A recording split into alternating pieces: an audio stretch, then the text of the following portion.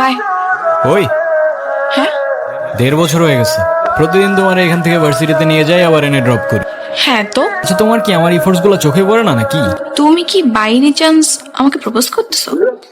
Yes করে 50 টাকা। Propose করায় না তো আমার এক্সপিরিয়েন্স আছে আর না বলতে পারি কবিদের মতো শের বাসা করছে কোনো কমতি থাকবে না আইসোয়ার। কাঠগোলাপ আমার পছন্দ ছিল, তোমার ব্যাপারটা আমি ভেবে দেখবো। I take that as a yes. Seriously আমি না বুঝতেছি না তুমি এরকম কেন করছো।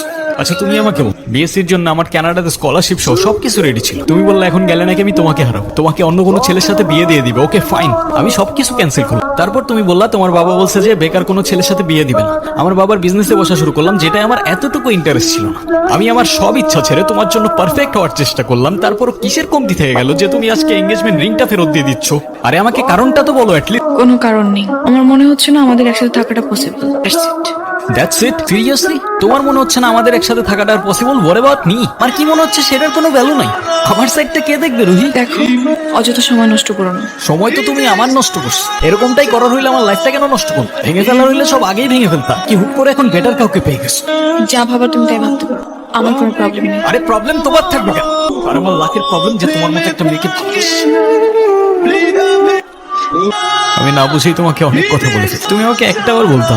এতদিনেও কি তুমি আমাকে এতটুকু চিনতে পারলাম? একটাবার বললে কি আমি তোমাকে ছেড়ে চলে যেতাম? তুমি আমাকে ছেড়ে যাবে না বলেই তো আমি তোমাকে বলিনি। কেন তুমি চাও যে আমি তোমায় ছেড়ে চলে যাই? হ্যাঁ, তুমি কেন আমার এরকম একটা জীবনের সঙ্গে তোমার সুন্দর জীবনটা জড়াতে চাও বলো?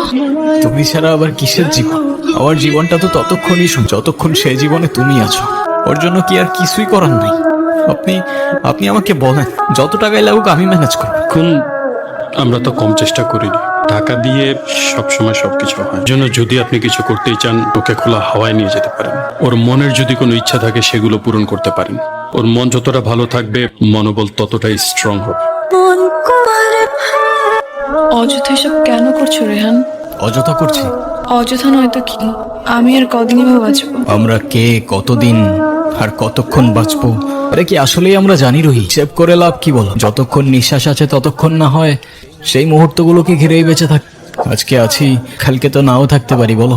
শুধু শুধু মায়াটা কেন বাড়াচ্ছ? মায়া বাড়ালে যে কষ্টটাও বাড়ে।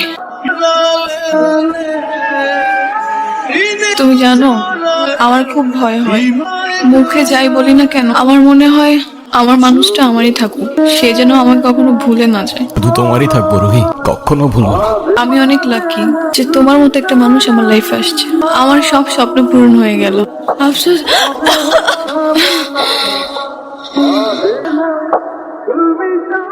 ওর কি অবস্থা এখন? আপনাকে ডাকছে। কি ব্যাপার, তুমি কাঁদতেছো কেন? আরে আমি আছি তো। আরে না, কই কাচ্ছি না তো। কাজী ডাকছো? সবাই আসছে? হ্যাঁ আসছে তো। ডাকো সবাইকে। মা, মা আমার কাছে বসো। বাবা আমার কাছে আসো, বসো। রেডি? অলওয়েজ।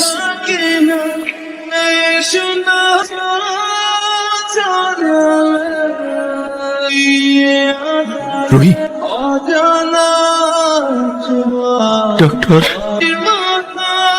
কাঠগোলাপের সুবাস নিয়ে 7 সাগর 13 নদীর পরে সে যেন ভোলে না মরে, ভোলে না মরে।